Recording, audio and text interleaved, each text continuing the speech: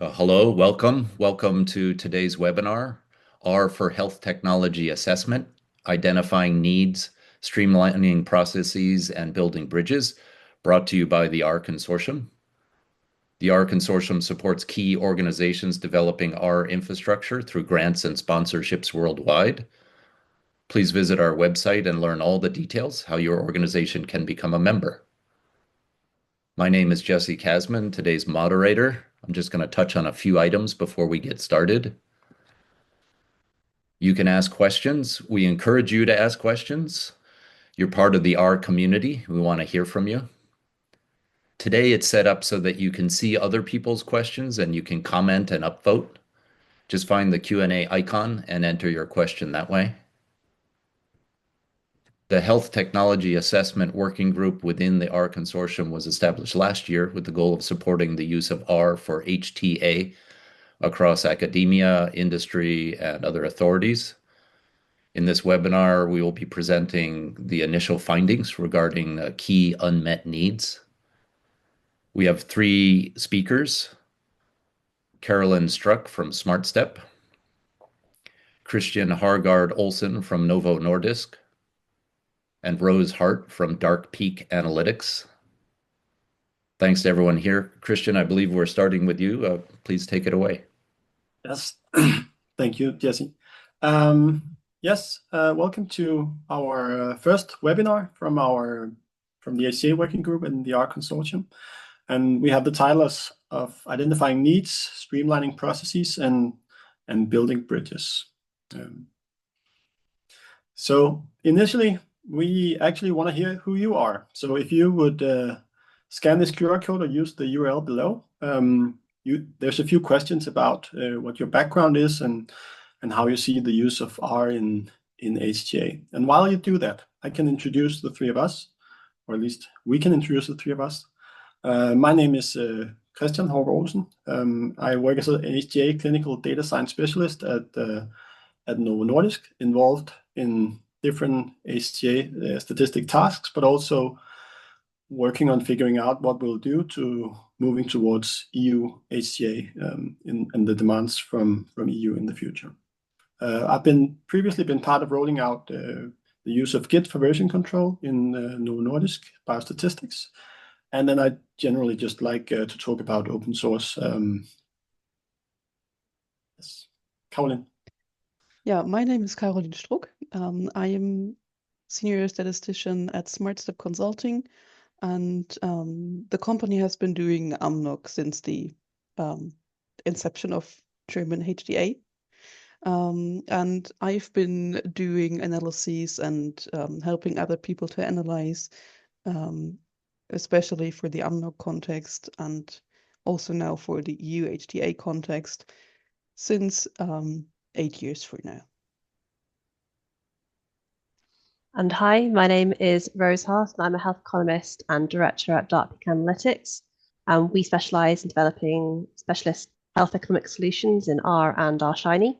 And we also offer training on these areas. And my experience includes creating multi-indication and multi-country value tools and bespoke cost-effectiveness models.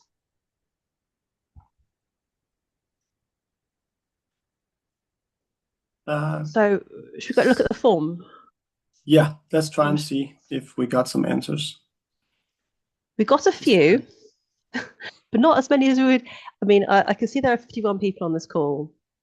Carolyn's going to share her screen. Okay, got the more fancy view. Yeah, so okay.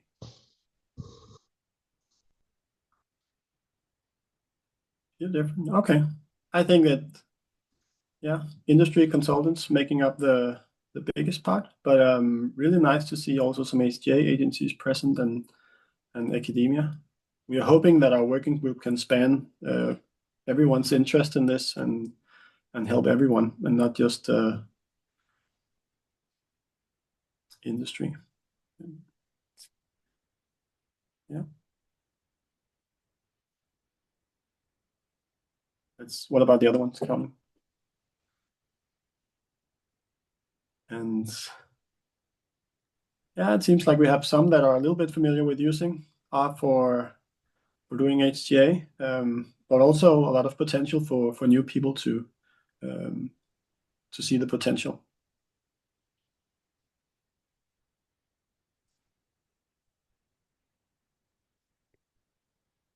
A little bit about, I guess these are some of the questions that we're also thinking about, of course. So it's nice to get your reflections as well on what is keeping back the adaptation of R.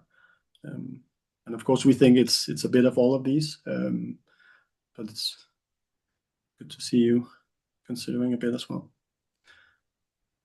Is there one more that are from the initial questions? No, those were the three. Okay, so the rest of the questionnaire was something we envisioned that you could take a look at after, and it's fine that is submitted in a separate answer. So you can just open the form again and just fill in the latest feedback, because we'll ask for your feedback towards the end. So why are we here? We're here because, as Jesse talked about, that this HTA working group was established in the R Consortium. And before we dive further into that and our work, I just want to quickly talk about what HTA and health technology assessment is. And I really like to use the analogy of while we're producing medicine, others are producing and selling cars. So if you are selling a car, what you need first before you can sell it is that you need to get it safety tested and approved for driving on the road. So that safety and general check, getting you authorized to drive on the road, corresponds to the regulatory approval that you will get from FDA or EMA for your drug. It shows that it works and that it's safe to use. But for anyone to get the benefits of the great car that you produced, you need to consider what the people who are buying the car are worrying about. So, for example, some people will need to transport kids around. Others will need to carry cargo in the back of a pickup. For some, the economy is really important. For others, it's other things.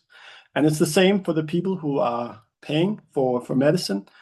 Typically, or oftentimes, the payers are different countries, and they'll have different needs depending on the treatment strategy in each country.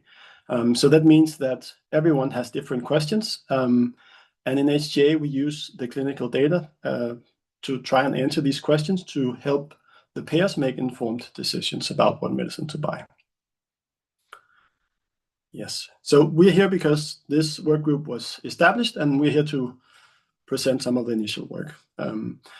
So one of the things that sparked the interest for doing a more streamlined approach to HTA, or thinking about this, is that we have EU HTA looming on the horizon, which will make the HTA process more aligned across the European Union, is the goal.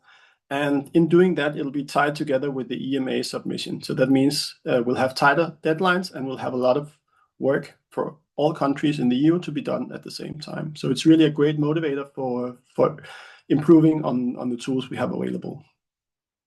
So this is the vision. You can kind of see that there are different pieces of our tools available, and if we can put them together to one big picture together, then we can improve the efficiency in HTA reporting. We can ensure that we don't develop a tool in Novo Nordisk and other countries develop the tools independently, but it's just being done once, so it reduces the duplication.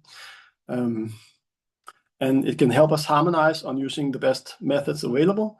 And all of this hopefully will help us get the new and great treatments to patients faster. Yeah. If we look on the regulatory side, and some of you are probably familiar, there's the initiative called Pharmaverse that has been the foundation of developing a lot of open source tools for clinical reporting on the regulatory side of statistics. And it's a tremendous success, and it's really, really impressive. The quality and everything is really impressive about Pharmaverse and all the tools that are in there. And primarily, I think it's even more great that it's shown that open source can work as a way of collaborating, and that R is a suitable choice for doing statistics. But we also know if you've tried some of the packages in Pharmaverse, you know that there are often some overlaps and things it's not completely clear exactly what to put together to get from start to finish. So what we've been thinking is perhaps we can do something a bit more orchestrated in the HTA space, and potentially allowing us to get to a full start to finish a bit faster than on the regulatory side. And we really need to do that because we have the joint clinical assessment for the EU looming on the, well, for some, it's already in effect, some therapeutic areas, whereas others, it will come into effect in 28, and for then some more, I guess the rest in 2030. And it really puts a really large workload on everyone and on a very fixed deadline because it's tied together with the EMA submissions. We have 2 work streams in the working group, and I'm starting from the back because we're working in workstream 1, and so workstream 2 is concerned with mapping out any R packages that are related to HTA, trying to create a nice overview of that and evaluate the packages for what they can be used for, and even providing examples for how to use it and how to use it together. And in doing so, we also hope that we can identify gaps that could be a potential new development for someone who wants to complete the chain from start to finish. And overall, this is to make it better, but also to make it easier for people to start using R for doing HTA. And then there's workstream 1, the one that we're in, where the goal is to map out the landscape and the stakeholders, and figure out what is the need of the individual stakeholders in academia, industry, and with the authorities, and what are they concerned about. In doing so, we hope that we can identify potential for where we could improve the current conditions and processes using open source and R. And if we can do that, we hope to develop a roadmap for how we can get to a full start to finish pipeline, all populated with nice R tools that can ensure quality and efficiency and transparency. Yeah.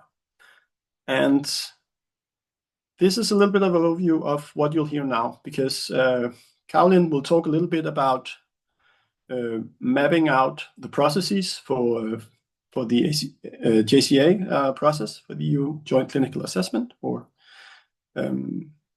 yeah, and then afterwards, Rose is a little bit more concerned with the health economics side of things, which is also a part of the JCA, but a smaller part and usually located towards the end.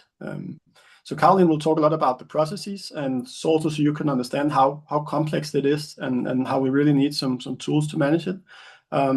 Whereas Rose will also talk about the adaptation of R and some of the advantages that can give in health economics, where Excel is often the standard tool. So with that, I will hand it over to you, Caroline. Thank you, Christian. So before I start going into everything, you see here a rough timeline of what you're going to expect. Most of the analysis center around so-called PICOs.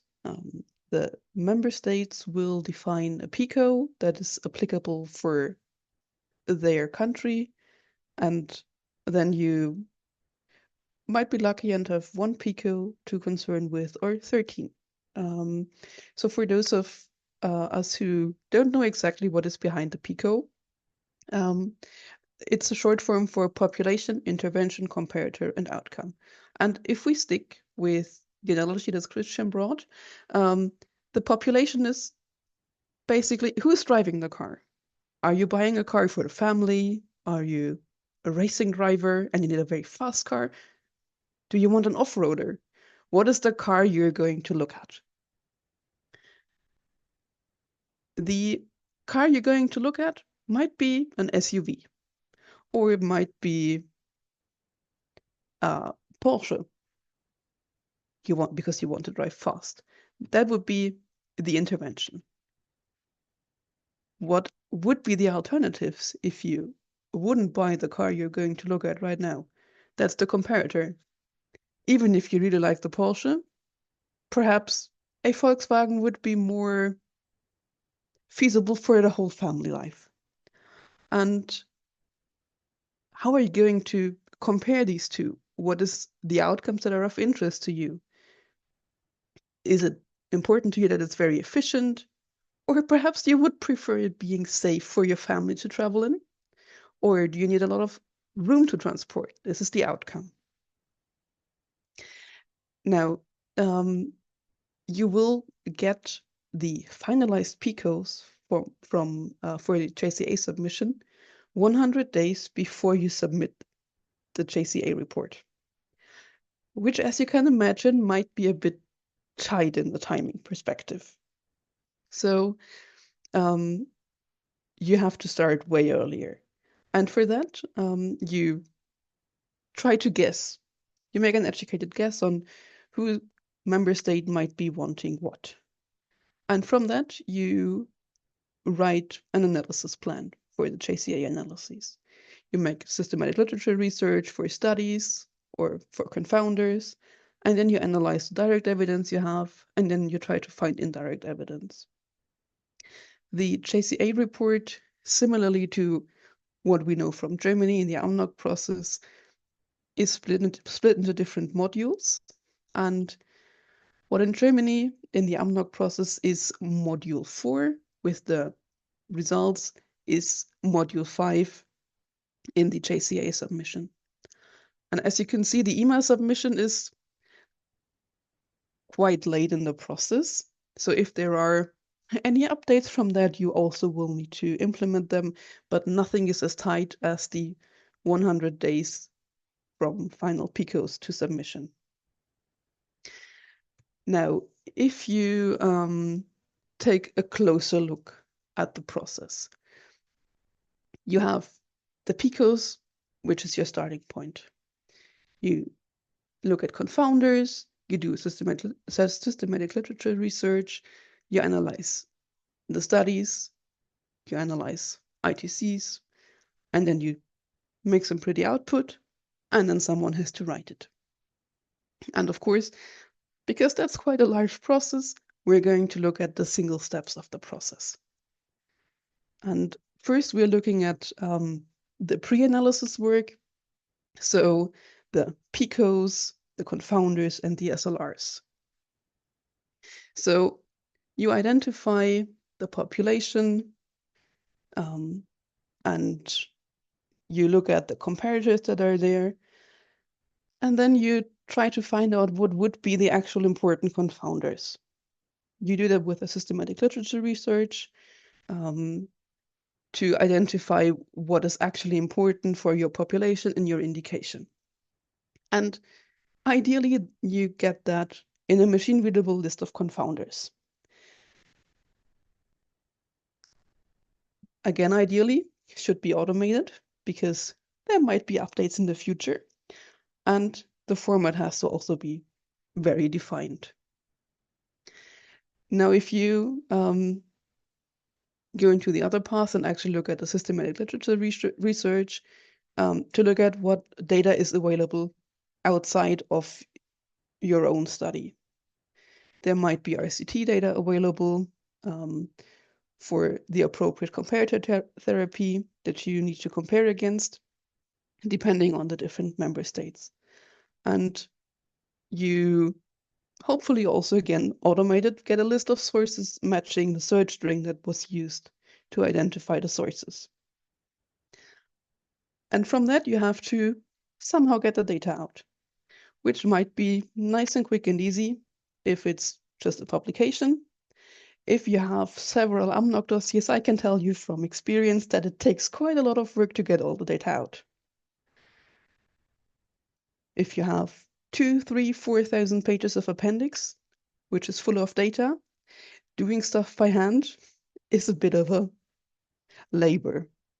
And I really hope we sometime will get there, that we actually have an automated extraction of the endpoints and the methods and the population, but we are not really there to have large language models or whatever other AI-assisted tool you can imagine actually produce reliable extraction of endpoints, also complete. And whichever way you get there, you have to get to a machine-readable file with all the results. So now that we have two pretty machine-readable output formats.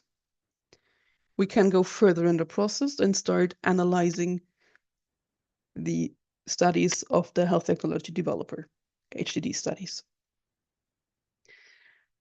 Now, as I said, you're quite late in the process relative to the EMA. There might be new data cuts required by the EMA. And even if you are very quick in giving whoever is doing the analysis access, it might be actually quite tight because someone has to perhaps implement the pre-specified methods, or you can give them access to the code that was used for the CSR. Depending on who is doing what, that might be possible or might even not be possible or not wanted. And once you give people access to the data, then they can start working on it, of course. You then have to filter the data for the target population and comparator in your own study, and then extract the endpoints. So you come to the outputs by what is there. The EU HTA process will define the outcomes in a very broad way as far as we know. So you're going to pick whatever is there from your study. And then you do the analyses. You look at different populations, subgroups, sensitivity analyses, influence of confounders, and again, you better produce a standardized output. Because after that, you go into the next step and perform indirect analyses. You could include a whole network of analyses, and that might be nice if you're in a relatively well-populated indication, or it might be that you do an indirect treatment comparison via Bucher's method. Whatever is there, you're going to have to take. So you implement the methods, and then you perform the analyses and take into account everything that is in the literature. And again, you produce standardized output. And all of this standardized output that we have produced is now going to have to go somewhere. That is usually the medical writing team. But before you give it to the medical writing team, you have to make it pretty. You have to look at how many studies and comparators do you have. And you have to define the formats of the figures, of in-text tables and appendices. You have to change the format depending on if you suddenly have another study or you need one more comparator in your studies, in the output. And that can change quite late and very frequent, either because the Pico has changed or because someone has decided that your table design is not pretty enough and they want a pink header. And then you implement that. And then you try again and again and again. So you're doing quite a lot of changes in some projects. Some might be not. But it could be the case that you have quite late and frequent changes, so you have to automate as much as possible, and the turnover has to be as quick as possible. And then once you have defined a pretty output that everyone is satisfied with, you're going to create the outputs, the TLFs, tables, listings, figures. However, if you have a large amount of PICOs, which you probably have if you're this early in the process and no one has defined the final PICOs, and you still have to guess, and you don't want to run all of the analyses in 100 days before submission, there's going to be a lot of analyses, a lot of PICOs, and a whole bunch of TLFs. And then you have to have the capacities to actually produce all of these outputs. And Then you also take into account that there might be certain strategies involved in what you are producing. So someone has written a strategy paper that was based on the CSR. Perhaps the different countries that you're going to look at need different value stories. Perhaps the competitor landscape is very different in the countries. And perhaps the pricing scenarios are also of import for you or the company you're working for.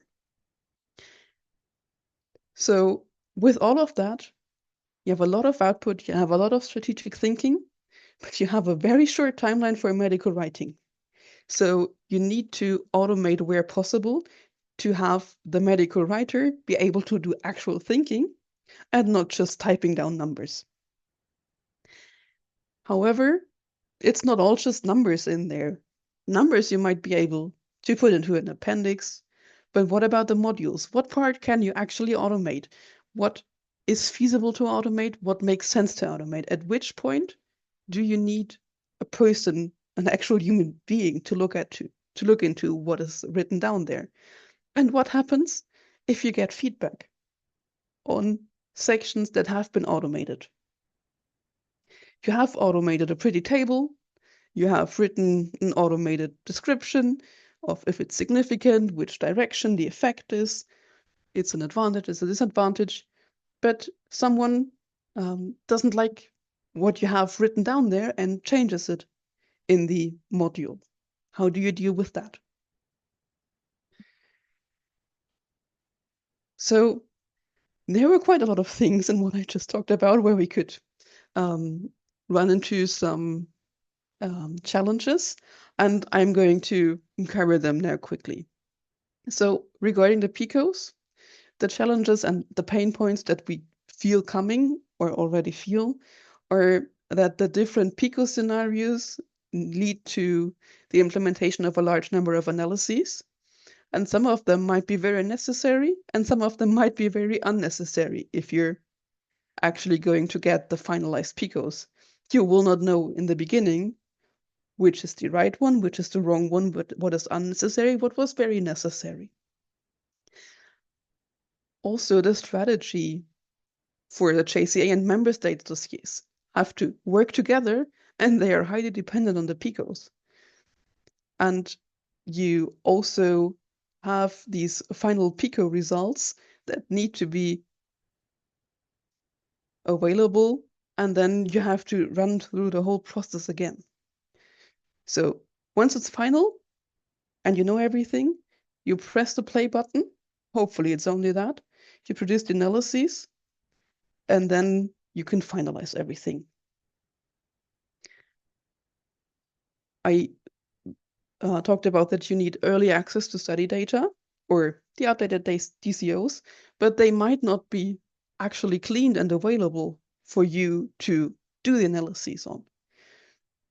You also will have these short timelines requiring automations. And for appendices, as I said, it's quite straightforward.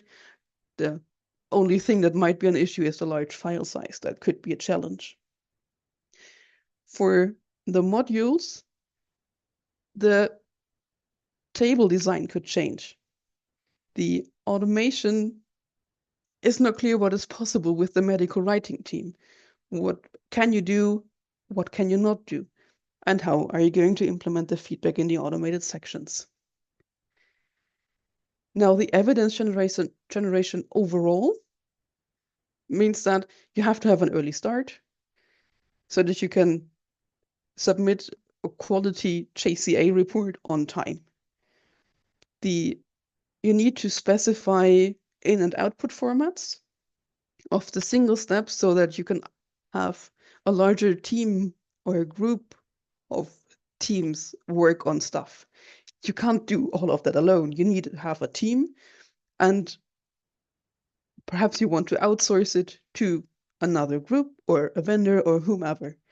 So things need to be very clearly defined, and the better we define it and the better we standardize it, the easier it will be for everyone. And the indirect evidence must be extracted. As I said, we've had projects where we just extracted 5 numbers from a publication, and then that's it. That's fine. Everyone can do that. But if you look at an AMNOG dossier of hundreds of pages and appendix of 2,433 pages, that might take a while. And you don't know in the beginning when you start to extract all of that data if it's actually going to be worth it. Do you really need it? You only know that 100 days before submission.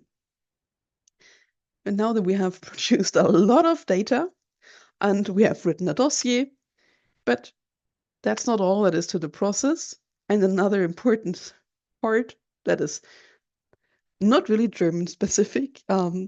So Rose is going to tell you a lot more and a lot more detail and with a lot more knowledge about what you can do more about the data that you got from all these calculations that you did than just write a boring dossier.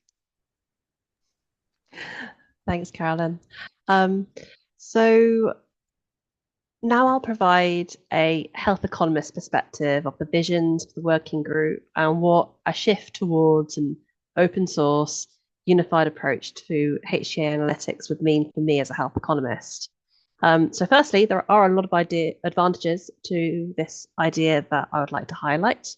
And we're certainly not limited to this list, but here I feel are those with the most impact. So the first is end-to-end modeling. So end-to-end modeling here means that if and when data gets updated or a part of the underlying statistical analysis has changed, as Callum described, then I haven't got to copy and paste all these new values into the model, run the model, and then copy again to my economic outcomes report, my HTA dossier, whatever is required. It means that everything is in one place and the updates will flow into the economic calculations and overwrite the outputs of my report, essentially meaning that all I need to do is check the changes and amend the report interpretations. And the second is version control, which is particularly significant where there is a global model which then needs to be subsequently adapted for multiple countries, as is often the case in HTA. Because if there are ever any subsequent changes to the global model, then we have to, at the moment, in Excel, make changes to each country adapted model individually. Additionally, with Excel, we don't know which versions different people, different affiliates are using. It could be outdated or incorrect, whereas with R, the most up-to-date model is in one place and the country adaptation inputs can be applied consistently to the R code. So this offers extreme efficiency advantages. And the third significant area of advantage is that it makes complex functionality more straightforward. Open source is essentially giving license for anyone to come and use and review it. And in a way, it is more work, as there may be bugs are discovered that need to be resolved that wouldn't have been discovered if we hadn't opened up. But the validity and the transparency and how much people trust this code, the potentials that come with that can only ever be a good thing. But with these advantages, there are also issues that are stopping me from running away with this idea and getting really excited because that we can all immediately work together and do this. And again, these are just the main issues I found, and by no means is this list exhaustive. But firstly, in our industry, there is still a general unfamiliarity with this technology. There is a learning curve, and there is a reluctance to spend the upfront time to address this. And there is this also an issue because people do not know R generally. There's a misunderstanding of its capabilities and its workings and how it will fit into a project. So when we do these R models, there is often a comparison to Excel and an expectation that the timelines, the outputs, all these things will be equivalent to Excel, when in actuality, these things are very different and there are very different ways of working. So together, Excel has become more entrenched because ultimately we're creatures of habit and convenience. And we're using Excel to visualize more and more complex methodologies. And in this, there is a big buildup of technical debt. But ultimately, this is not helped by the lack. This isn't helped by the lack of consistency in our models. People are generally not working together to address this because we're siloed in different companies, different countries, and even different departments within the same company, we're doing our own approach and are willing to take the risk of opening up our hard-worked code for others to review, as there is often very little immediate business advantage. So here in this, I'm not talking about the immediate advantages. I want to talk about the long-term advantages of this vision, where the system is integrated, consistent, open source, and where this modeling process would significantly make my job easier. And here is my representation of what I do. So here I've made a map of the modeling processes and where integration within this process would be most beneficial, with mainly HTA in mind, but it is applicable to early models too. And of course, this is very detailed, so I'll just focus on the key areas. So I'm just going to also open up a image of this so we can zoom in. So Carolyn has obviously already explained in detail where the standardization has the potential to improve efficiency in biostatistics and SLR depending on PICOs. And this standardization filtering through into health economic modeling generates a very similar degree of benefit. So scaling back for a moment, you can see that I have detailed potential standardization opportunities for both the inputs and the outputs of modeling, but I've been a bit sparse on the health economic modeling section in the middle. And for me, this is important as health economists know the main methods of producing cost effectiveness model and budget impact model, but the overall modeling approach and strategy should always be designed according to the decision problem.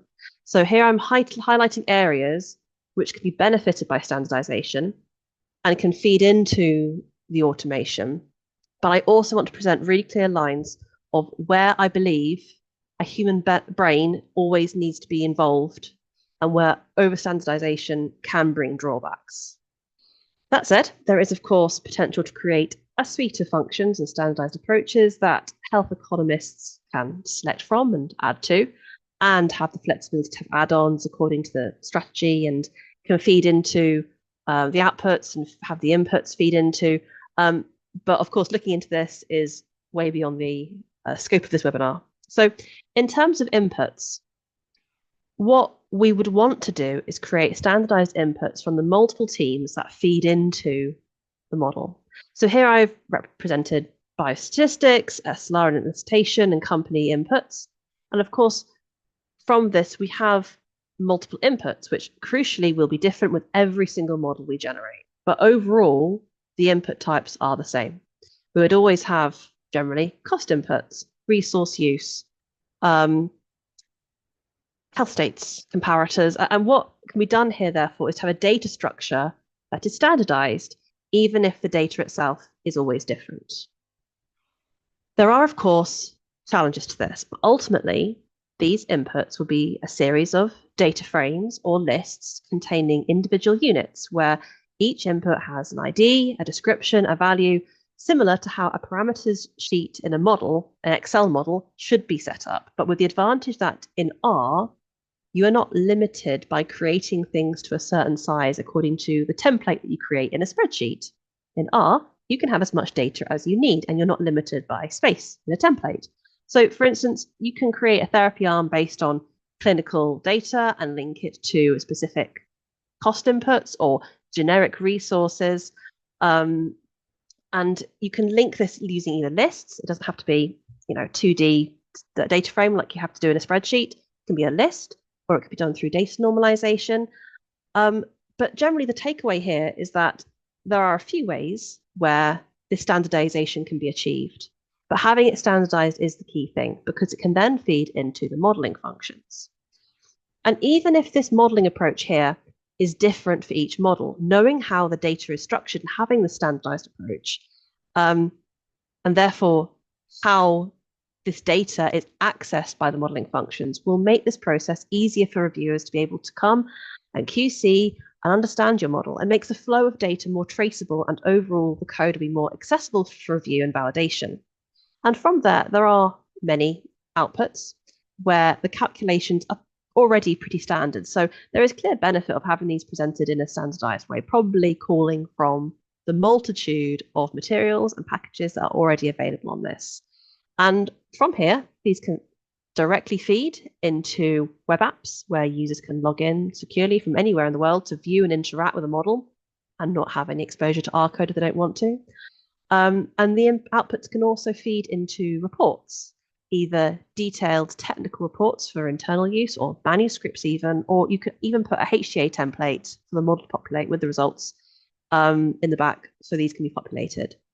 And here is where that end-to-end modeling really comes into its own, because once this system is generally in place, if there are updates to the underlying inputs, for instance, if there is a new data cut, then the updates can flow through the statistics code, through your inputs, through the model, and populate your outputs. Everything is in one place. So you're not copying statistical outputs from R into an Excel model and then copying those outputs into a Word report.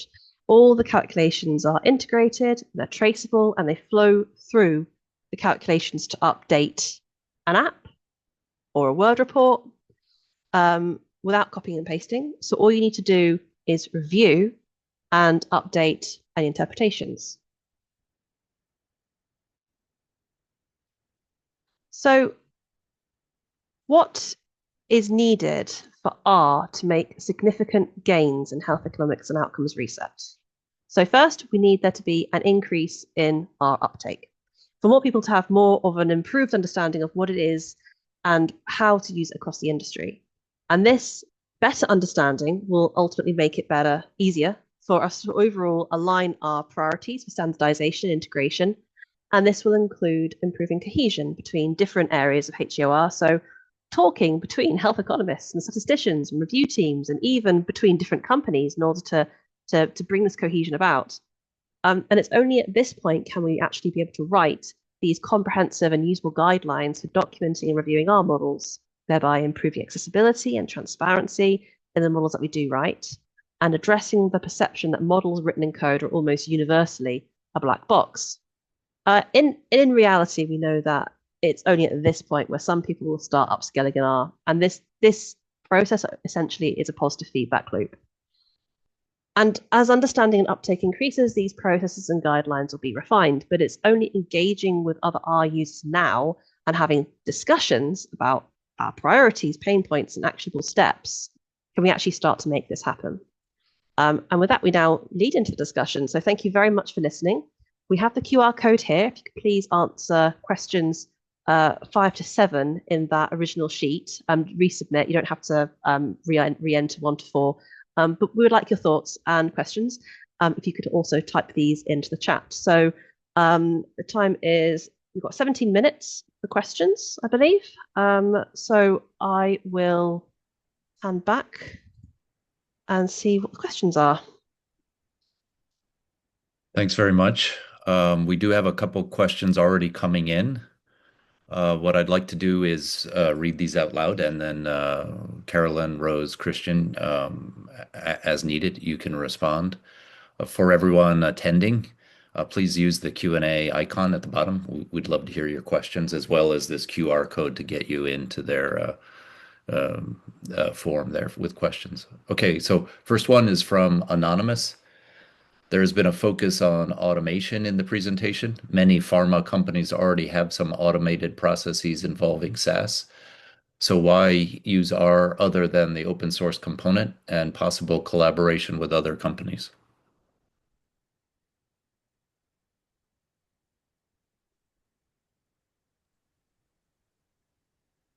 I think I can get so why use it other than 2 really good reasons?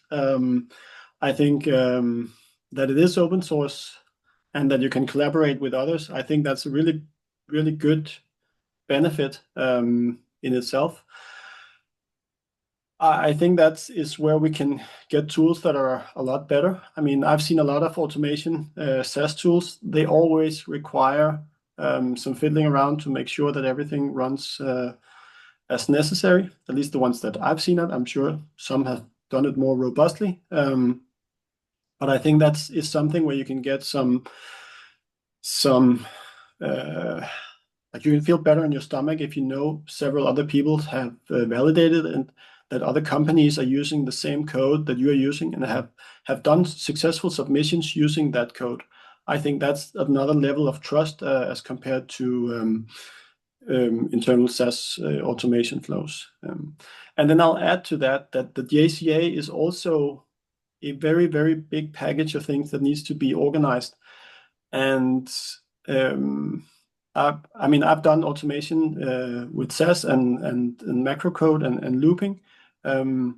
It's not as transparent when you have to string together a lot of modules as I think R. I mean, that's a personal preference, but that's how I feel about it. R comes more from a real programming approach. So it lets you modularize a lot of things. It doesn't have a global scope for your variables by default. There are a lot of things that makes it easier for you to combine things safely. Again, my experience. So I think that's why I like I think R is a good approach. I think others, I mean, probably other things you could do as well that could also be good, but I think R is the best bet at the moment. And in our processes, it has been proven for our workflows that the output that we get is easier for the medical writing team to implement into the dossiers, into the modules, because the output from that you can produce with R is way more flexible with regards to formatting in Word than the standard SAS output in RTFs.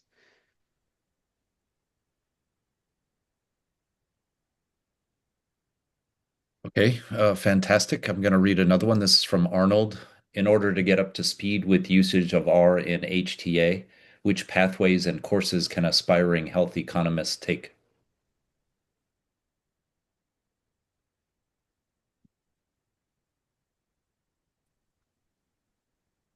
There are quite a few courses out there. We can send a few. Dark Peak Analytics offers some. I know that somebody's also commented that most training resources for using R in health economics are not freely accessible. Where the way I learned it originally was trying to replicate a model I had built in Excel in R and essentially using Stack Overflow. If you want courses that are trained by people, and unfortunately they are going to be, there is a cost involved. So it depends on your approach and your individual approach to learning. But the most comprehensive suite of courses I've seen are from Dark Peak Analytics, just because I wouldn't be working anywhere else if I thought anybody else could do it better, you know. And I'm happy to put that link on, or you can visit our LinkedIn page for links on those. But there are other really good groups that do cover this, and I'm happy to follow up with that on the LinkedIn R Consortium page if needed.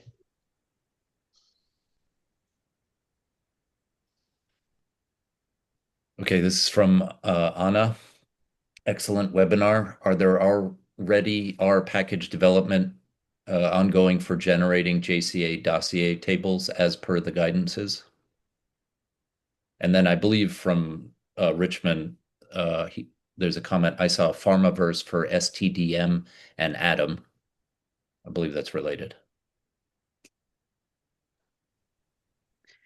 Yeah, so my team has been working on making the outputs for the JCA dossiers, and we always produce index tables in Word, and then also appendix tables.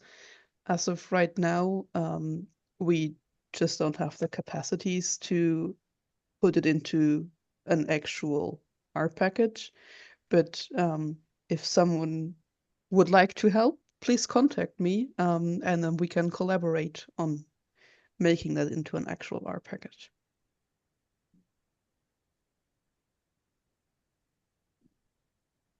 Okay, here's one from Anonymous.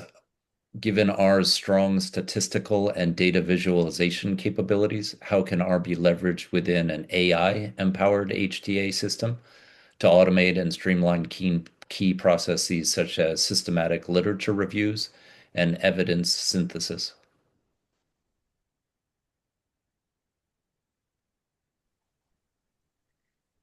Yeah, we're again working on it in the background.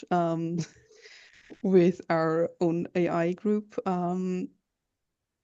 But yeah, it's not easy to implement it in a way that is reliable because most AI tools are based on large language models and they tend to invent things and or leave things out. So as of now, we are automating parts of the process, but still have a human eye watching over everything to make sure the results are actually correct. And we also, or the AI team has implemented a scale to measure how good the answers are and how complete they are. So we're trying, but it's obviously just a work in progress. Yeah, I think I'd like to add something to that, and it has a little bit less to do with AI and a little bit more to do with what Rose said about defining what the data looks like. Because if you have a definition of what the extracted data should look like, then it doesn't matter if you have an AI doing it or you have someone else doing it. It will integrate the same way in your flow going downstream. So it doesn't have to be an R-based solution for doing that. You can still use R for all the tools where R is great, and you can have another tool deliver the data for where that other tool is great. So I think there's also something to this about mapping out everything and seeing what are the interfaces and making sure we get those right, so that you can pick out your LLM and ask it to extract the numbers and format it following this data model, and then it could fit into your flow. And then the quality of that extraction, I guess, is not a part of my answer. It's another concern. This is related from Anonymous. Do you think that the current focus on AI would make R-based HTA tools gain more adoption and implementation? What are your perspectives on the intersection between AI and R-based tools?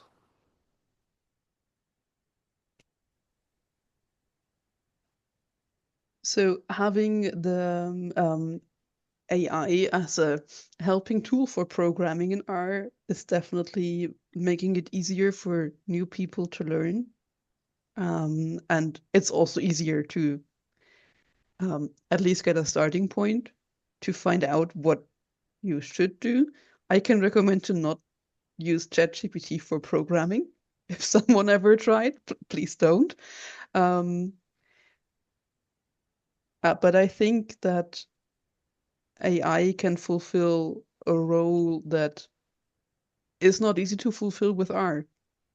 Because if you're trying to extract data from a PDF and it's an RTF output, which it very often is, R is going to struggle, but there are other tools that can do this. So we are not so focused on R that we think R is the only thing to do stuff and the only way to do stuff.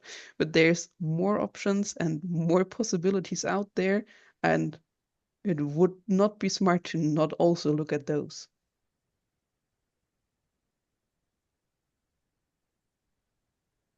We have a few more moments if there are more questions. I'm just going to read one that was answered by Rose in text just to make sure that everyone's aware of it. This is from Ian, has there been a recent survey of HTA agency stakeholders regarding current capabilities in R use and willingness to accept R-based modeling?